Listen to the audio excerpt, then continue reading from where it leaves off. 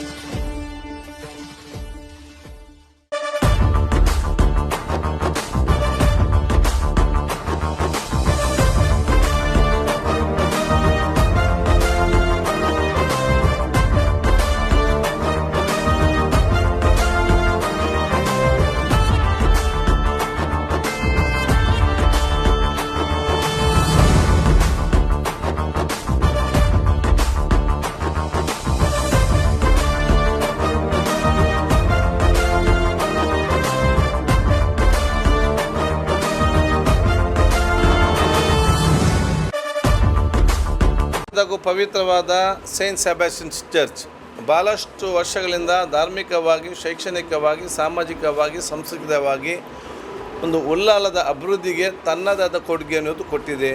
ಈ ಒಂದು ಅತ್ಯಂತ ಪವಿತ್ರ ಮತ್ತು ಶ್ರದ್ಧಾಪೂರ್ವಕ ಕೇಂದ್ರಕ್ಕೆ ನಾನು ಸಚಿವನಾಗಿ ಪ್ರಪ್ರಥಮವಾಗಿ ಇಲ್ಲಿ ಬಂದು ನಮ್ಮ ನೂತನ ಧರ್ಮಗುರುಗಳಾದಂಥ ಬಹುಶಃ ಆಂಡ್ರೂ ಲೂಯಿಸ್ ಡಿಸೋಜ ಅವರ ಅವರೊಂದು ಆಶೀರ್ವಾದ, ಅದ್ರ ಜೊತೆಲಿ ಊರವರ ಜೊತೆಯಲ್ಲಿ ಒಂದು ಚರ್ಚೆ ನಡೆಸಿಕೊಂಡು ಬಹುಶಃ ಮುಂದಿನ ದಿನಗಳು ಕೂಡ ಈ ಒಂದು ಪವಿತ್ರವಾದ ಕ್ಷೇತ್ರ, ಈ ಊರಿನ ಸರ್ವ ಧರ್ಮದವರು ಶಾಂತಿಯಿಂದ, ನೆಮ್ಮದಿಯಿಂದ, ಏಕತೆಯಿಂದ, ಪ್ರೀತಿಯಿಂದ ಬಹುಶಃ ಹೇಗೆ ನಾವು ತಮ್ಮ ಜೀವನ ಸಾಗಿಸಲು ತಮ್ಮ ವಿಷಯ ಪ್ರಾರ್ಥನೆ ಮತ್ತು ಮಾರ್ಗದರ್ಶನ ಕೊಡಲು ನಾವು ಕೇಳಿದ್ದೇವೆ.